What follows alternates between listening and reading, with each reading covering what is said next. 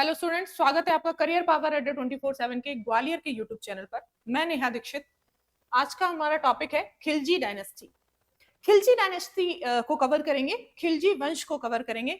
Unit 18 and वर्ग 3 चयन परीक्षा 2025। स्टार्ट करते हैं। खिलजी वंश, है ना, खिलजी वंश का स्टार्ट करेंगे आज। देखिए, खिलजी वंश जो हमारी दिल्ली सल्तनत की, खिलजी वंश जो है वो दिल्ली सल्तनत की हमारी दूसरा वंश माना जाता है। ठीक है, दूसरा वंश माना जाता है। जब हम स्टार्ट करते हैं दिल्ली सल्तनत को तो हम सबसे पहले गुलाम वंश पढ़ते हैं। हमने लास्ट क्लास में गुलाम वंश पढ़ा और आज की जो हमारी सेशन है वो है क्या, खिलजी वंश का। तो दूसरा जो हमारा वंश है वो खिलजी वंश है। ठीक है, चलिए देखते हैं। अगर हम खासकर इसके शासकों की बात करें तो अलाउद्दीन खिलजी और जलालुद्दीन खिलजी, ये दो जो शासक हैं वो ज्यादातर फेमस हैं इस वंश में।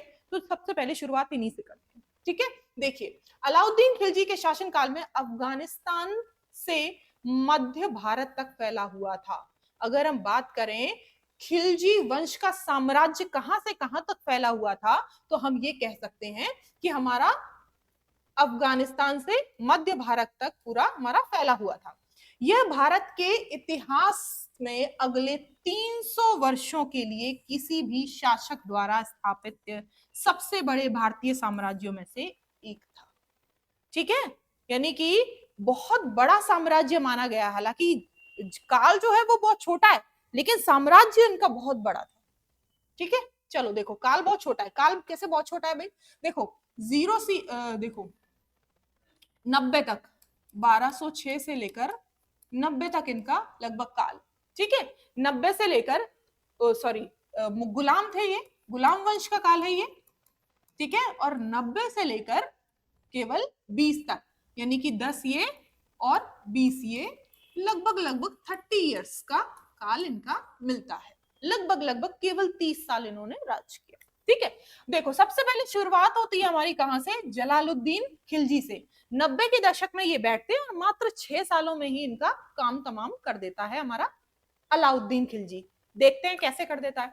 तो देखो 6 साल, मात्र ये 6 साल हमारे कर पाएंगे। तो जलालुद्दीन खिलजी ने खिलजी वंश की नींव डाली थी।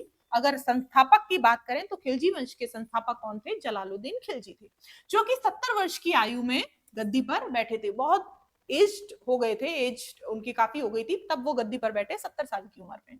जलालुद्दीन ने केवल 6 वर्ष की अल्प अवधि तक शासन किया और उसने बलबन द्वारा अपनाए कड़े नियमों को भी ढीला किया। यानी कि जितनी डिसिप्लिन, जितनी अनुशासन व्यवस्था बलबन के काल में टाइट की थी उसने उतना ही उसको लूज छोड़ दिया और फाइनली चीजें उसकी खराब हो गई। क्या हुआ कि जब जलालुद्दीन ने अपने प्रशासन में पूर्व कुलीनों को बरकरार रखा किंतु खिलजी के उदय ने महत्वपूर्ण पदों पर कुलीन वर्गों में गुलामों को वर्चस्व को कम कर दिया। वहां पर क्या था कि गुलाम को ही सुप्रीम पावर दी जा रही थी। गुलाम जो थे उन्हीं को हर जगह भेज दिया कि तुम जाओ ये जीत कर लाओ, तुम जाओ वो जीत के लाओ। और यहाँ पर क्या हुआ, इन्होंने जो गुलामों को थोड़ा सा वर्चस्व जो था उनका, यानी जो अस्तित्व था उसको थोड़ा कम कर दिया। ठीक है, सल्तनत का पहला ऐसा सुल्तान था जिसने विचार दिया कि शासन जनता के समर्थन से चलना चाहिए। चूंकि भारत में हिंदू आबादी अधिक है और अंततः यही सही मायने में इस्लामिक राज्य नहीं हो सकता। देखो, कह रहे हैं कि जो शासन व्यवस्था है वो थोड़ी बहुत जनता से भी मैच करनी चाहिए। ऐसा नहीं होना चाहिए कि बस भाई जनता पर अपनी हुकूमत बनाए रखी है लोगों ने। तो वो यहाँ पर थोड़ा सा हिंदुओं के पॉइंट ऑफ व्यू से सही सोच गया, है ना। क्योंकि उस टाइम पे क्या था कि जिस टाइम पे ये लोग थे तो हिंदू जो जनता थी वो ज्यादा थी, है ना। तो उन्होंने कहा कि सही मायनों में इस्लामिक राज्य नहीं हो सकता, क्योंकि सही मायने में इस्लामिक राज्य वो हो सकता है जहां इस्लामिक जनता ज्यादा हो, है ना। पर यहाँ पे क्या हो रहा है, हिंदू जनता ज्यादा है। तो उसके पीओवी से उसको थोड़ी सी चीजें लूज करके रखनी थी तो उसने वहां पे रखी, लेकिन ये उसके लिए अच्छा साबित नहीं हुआ। कैसे अच्छा साबित नहीं हुआ, बात करते हैं। जलालुद्दीन खिलजी ने उदारता की नीति को अपनाया। भाई ऑब्वियस है कि सभी धर्मों के बारे में अगर कोई बराबर सोच रहा है तो ये उदारता की नीति कही जा सकती है। अगर एक धर्म को लेकर पक्षपात किया जा रहा है तो फिर ये उदारता की नीति नहीं कही जा सकती। यानी कि पूरी तरीके से इस बात को फॉलो किया जाता है, ट्रुथ माना जा सकता है इस चीज को कि क्या उदारता की नीति उसने अपनाई। अब देखो, बोल रहे हैं कि अभिजात्य वर्ग का समर्थन हासिल किया, उसने कड़े दंड वाली नीतियों का त्याग किया, थोड़ा सा रूल रेगुलेशन और जो दंड देने की नीति थी, जो सजा मिलना था उन लोगों को, वो भी थोड़ी सी इसने क्या कर दिया, आसान कर दिया। यहां तक कि उन्हें भी कड़ा दंड नहीं दिया गया जिन्होंने उसके खिलाफ विद्रोह किया। सोचो, आपके अगेंस्ट में ही कोई बंदा खड़ा है, आपने उसको भी कड़ा जो एक सजा देनी चाहिए थी वो नहीं दी, है ना। जैसे कि हम लोग बात करते हैं, अभी रिसेंटली औरंगजेब मूवी आई थी, है ना। तो औरंगजेब मूवी में जब वो पकड़े गए थे छावा जी, तो उन्होंने क्या किया, उसकी आंखें निकलवानी, उसके नाखून खिंचवा लिए, है ना। कि अच्छा क्यों क्यों, क्योंकि उनके खिलाफ वो विद्रोह कर रहे थे। यानी कि जो एक सजा देने की जो एक हद होती है, वो भी हद पार कर देते हैं लोग जब कोई उनके अगेंस्ट में खड़ा होता है। और इसने क्या किया, इसने क्या किया, यहाँ पर जो चीजें थी वो बिल्कुल ढीली छोड़ दी, है ना। उन्होंने कहा कि नहीं कोई बात नहीं, क्षमा कर दो लोगों को, गलतियां तो छोटी मोटी होती रहती है, क्षमा दो, है ना। बल्कि उनका विश्वास जीतने के लिए उनको सम्मानित भी किया, उल्टा उनको सम्मानित किया जा रहा है कि भाई अच्छा आओ हमारे अगेंस्ट में आके ही खड़े हो, है ना, ऐसे वाला।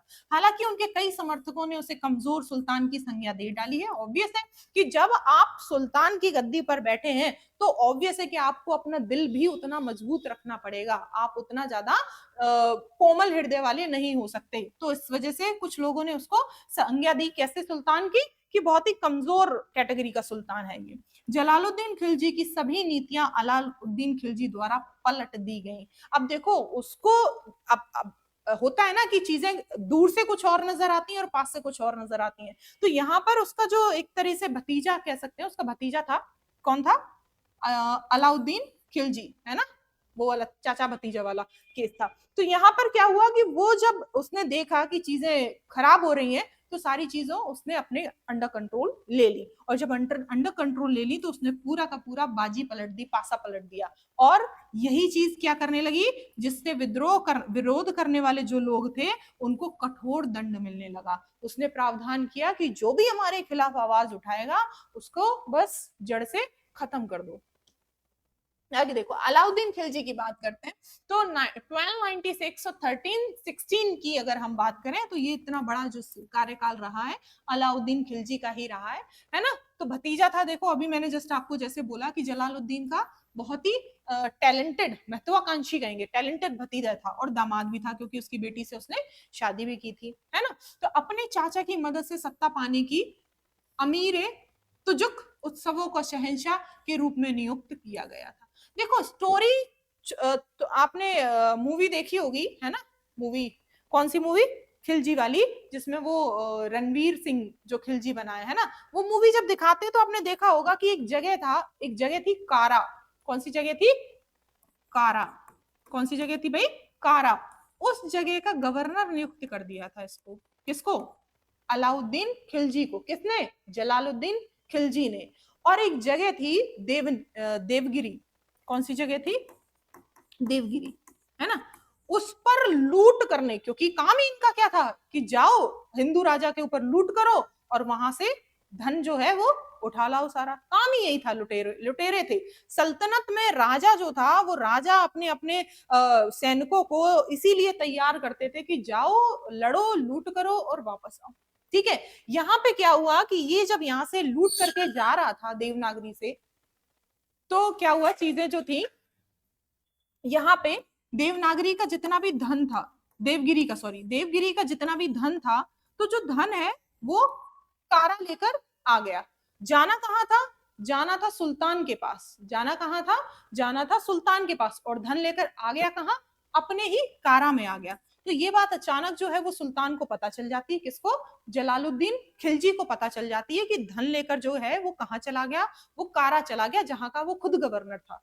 तो वो आते हैं और उसको धन को ले जाने के लिए, और वहीं पर जो है वो अलाउद्दीन क्या करता है, अपने इसकी अलाउद्दीन जो है वो जलालुद्दीन की हत्या कर देता है, यानी कि अपने चाचा को मार डालता है।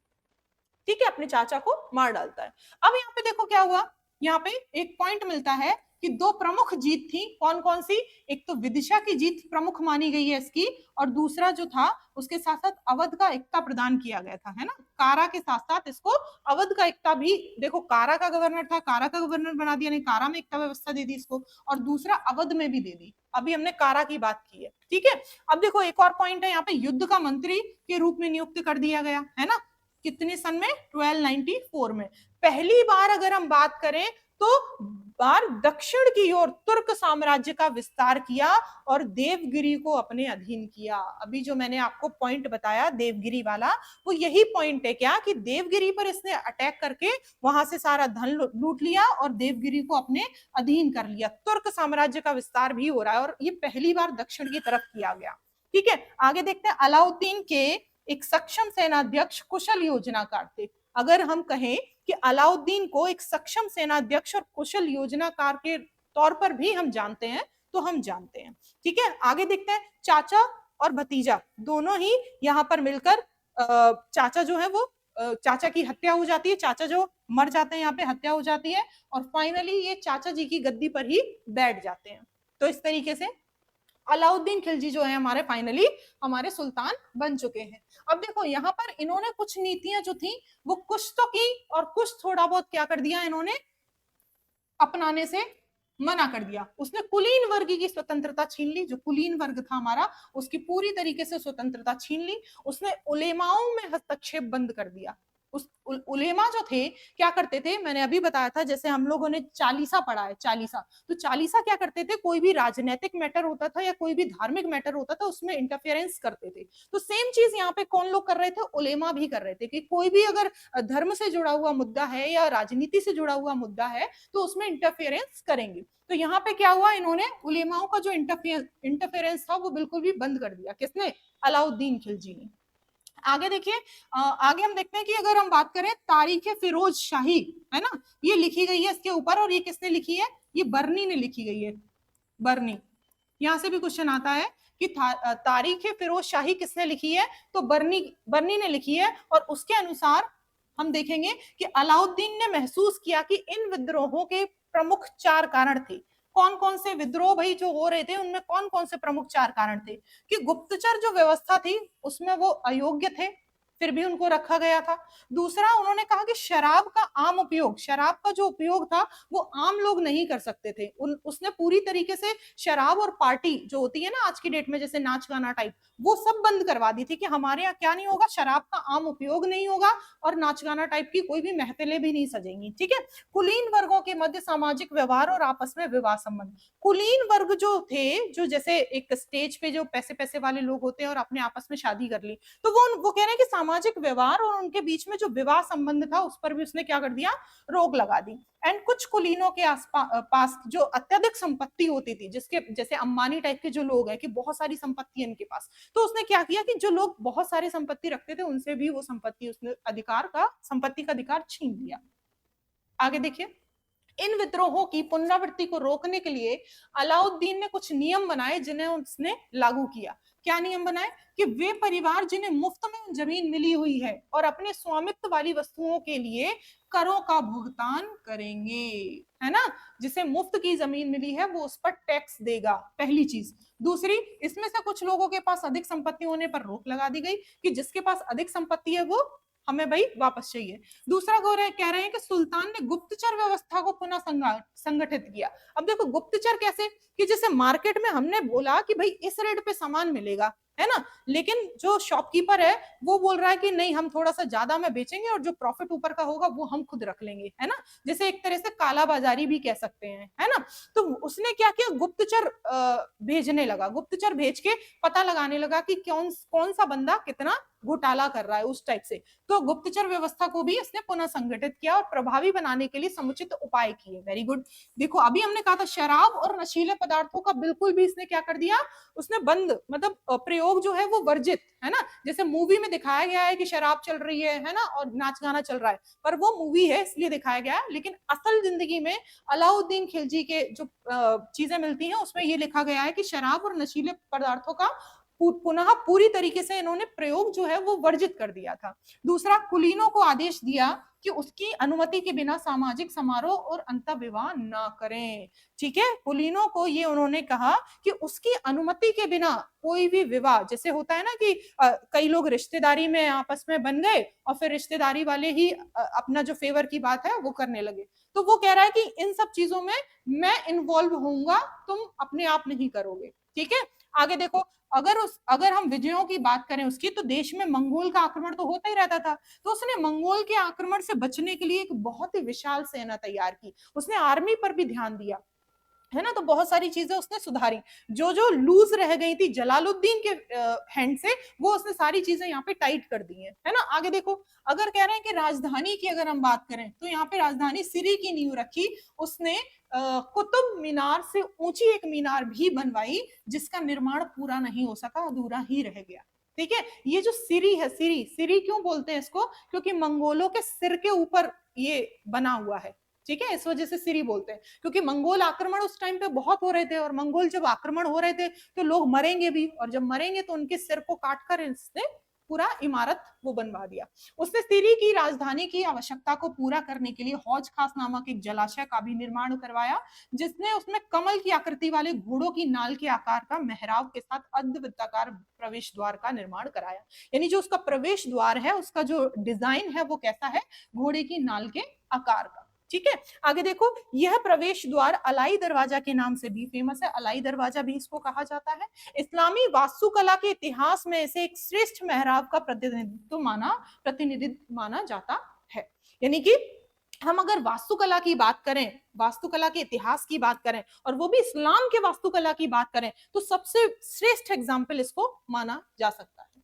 अब देखो, कुछ यहाँ पे आंतरिक सुधार किए गए, कुछ प्रयोग किए गए, है ना, उनकी बात करते हैं। तो इसने क्या किया, सिंहासन पर जब ये बैठा तो इसने दिल्ली सल्तनत की स्थिति और साम्राज्य के मध्य भाग को, यानी ऊपरी गंगा घाटी और पूर्व राजस्थान वाले जो हिस्से हैं उसमें अच्छी तरह से संगठित हो गया। यानी कि इसने जो दोआब का क्षेत्र था उसको पूरी तरह से मतलब एक तरह से उसने पूरे तरीके से उसको अपने अंडर में ले लिया कि भाई यहाँ पे जो चीजें होगी अब वो मैं देखूंगा। ठीक है, तो ये आंतरिक सुधार थे कुछ उसके। इस स्थिति में सुल्तानों को आंतरिक सुधारों और प्रयोगों की एक श्रृंखला शुरू करने के लिए प्रोत्साहित किया गया, जिसका उद्देश्य प्रशासन में सुधार करना था, सेना को मजबूत करना था, भूमि राजस्व प्रशासन की मशीनरी निर्मित करना था, केंद्र कृषि के विस्तार और सुधार एवं तेजी से विकसित होते शहर में नागरिकों के कल्याण का प्रयास करना था। यानी पूरी तरीके से ये हर चीज पर फोकस कर रहा था कि कहां पर क्या चीजें सही करनी है, मुझे कहां पर चीजें खराब हो गई हैं। ठीक है,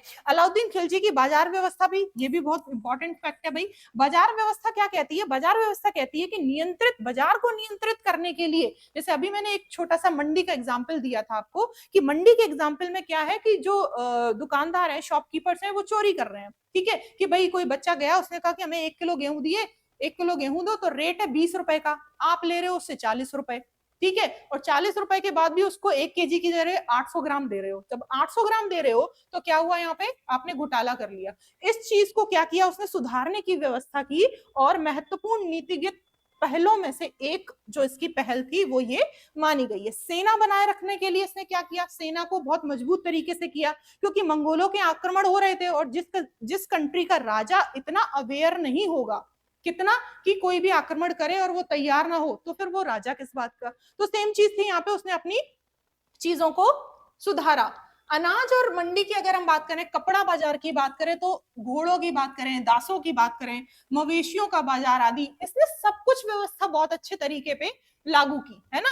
आगे देखो, यहाँ पे एक पॉइंट और बनता है कि जिसका सहायता है गुप्तचर अधिकारी। यहाँ पे देखो, शाहनाए मंडी यानी कार्यान्वयन सुनिश्चित करने के लिए अलाउद्दीन ने एक अधीक्षक, शाहनाए मंडी यानी कि एक सुप्रीम कमांडर वहां पे तैनात कर दिया कि भाई तुम पूरी मंडी की जानकारी रखोगे कि कहाँ पे कितना क्या सामान है। शहनाई मंडी के अतिरिक्त अलाउद्दीन ने 2 स्वतंत्र स्रोतों, बरीद सूचनाधिकारी और मुहियन, अभी हमने गुप्तचर की बात की थी, जो जितने भी गुप्तचर थे और सूचनाधिकारी थे, इनका काम ही यही था कि पूरे बाजार की और पूरे राज्य की रिपोर्ट को कहां तक पहुंचाना है, हम खिलजी तक पहुंचाना है। सुल्तान के आदेशों से किसी भी उल्लंघन को परिणाम स्वरूप कठोर दंड का प्रावधान था, जिसमें राजधानी से निष्कासन, जुर्माना लगाना, कारावास और अंग भंग करना भी शामिल था। अगर कोई भी आपके अगेंस्ट में खड़ा है तो आप उसको कारावास दे सकते हैं, है ना, राजधानी से निष्कासन दे सकते हैं। निष्कासन मतलब कि जाओ हमारे से देश निकाला, है ना, वो कौन सी मूवी है उसमें देश निकाला दे देते हैं,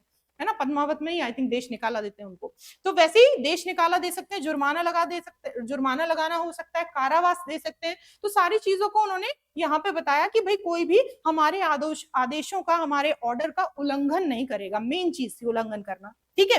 अब देखो दिल्ली के बाजार में घोड़ा व्यापारियों और दलालों द्वारा घोड़े की खरीद पर भी रोक लगा दी गई कि नहीं भाई, खरीद जो है वो घोड़ा जो है वो हमारी ही जो सेना होगी वो लोग इस्तेमाल करेंगे। घोड़े के खरीद पर इन्होंने क्या की, और जो अच्छी नस्ल के घोड़े होते थे वो तो इनकी सेना में होते थे, और जो वैसी नस्ल के घोड़े होते थे उन्होंने बोला कि चलो इनका भी रेट जो है वो हम डिसाइड करेंगे, बाकी बाजार में कीमतें जो है वो हम सुनिश्चित करेंगे, ठीक है। कृषि सुधार में भू राजस्व प्रशासन की अगर हम बात करी जाए तो बहुत ही महत्वपूर्ण कदम उठाए गए, जैसे कि भूमि की पैमाइश की गई, है ना। और दोआब वाला जो क्षेत्र था वहां पे भी हम बात करेंगे। दोआब वाला जो क्षेत्र होता है हमेशा वो बहुत ही ज्यादा फर्टाइल होता है। फर्टाइल मतलब उपजाऊ होता है, और उपजाऊ जगह पे ज्यादा अच्छा, है ना, हो सकता है एग्रीकल्चर। तो उस एग्रीकल्चर को भी इन्होंने क्या किया, अपना इसमें भू राजस्व प्रशासन के क्षेत्र में मिला लिया। आगे देखते हैं इनका अगर बात करी जाए, गांव के अमीर और शक्तिशाली लोग जिनके पास अधिक भूमि थी अपना बोझ गरीबों पर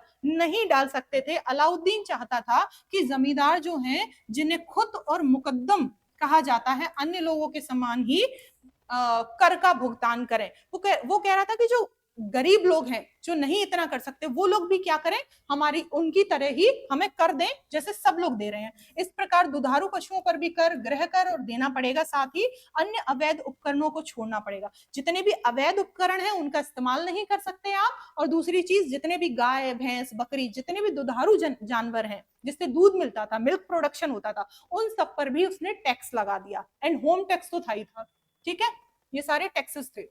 दिल्ली सल्तनत का विस्तार अगर हम देखें तो गुजरात में था, इसका शुरुआती जो विस्तार था वो गुजरात में था। अलाउद्दीन खिलजी साम्राज्य विस्तार के साथ साथ गुजरात की विशाल संपत्ति के प्रति भी आकर्षित था। गुजरात की जो संपत्ति थी वो हर एक जो शासक था उसको अट्रैक्ट करती थी। यहाँ पे देखो अरबी घोड़ों की आपूर्ति सुनिश्चित करने के लिए इसने क्या किया, समुद्री जो सेना थी उसको भी समुद्र तट से इसने मदद मिली अभियानों में। एंड क्या बोल रहे हैं, अलाउद्दीन के दो प्रमुख सेनापति कुल्लू खां और नुसरत खान को गुजरात की ओर रुख दिया, यानी गुजरात इसने भेज दिया। गुजरात का शासक रायकरण जान बचाकर भाग गया और सोमनाथ मंदिर पर इसने कब्जा कर लिया। विशाल मात्रा में लूट का जो माल था वो इकट्ठा किया, एंड संपन्न मुस्लिम व्यापारियों को भी इसने नहीं बख्शा, उनको भी गुलाम बनाकर इसने क्या कर दिया, उन पर अटैक कर दिया, बंदी बना लिया। उनमें से एक मलिक काफूर था जो कि एक स्लेव की तरह ही उसके लिए काम करा बाद में, जो कि खिलजी सेना का प्रमुख सेनापति बन गया और दक्षिण भारत पर आक्रमण का नेतृत्व किया। गुजरात अब दिल्ली सल्तनत के नियंत्रण में चला गया। अब फाइनली हमने देखा कि जो गुजरात है वो भी किसमें मिक्स हो गया, हमारी दिल्ली की सल्तनत में आकर मिक्स हो गया, ठीक है। अब राजस्थान की अगर हम बात करते हैं तो राजस्थान में भी देखो, राजस्थान में उस टाइम पे कुछ लोग जो थे अपना ध्यान केंद्रित कर रहे थे, तो वहां पर भी रणथंभौर उसका पहला लक्ष्य था। अगर हम अलाउद्दीन की बात करें कि सबसे पहले उसने किस जगह को निशाना बनाया, तो आप रणथंभौर कह सकते हैं, जिस पर पृथ्वीराज चौहान के उत्तराधिकारियों का शासन था।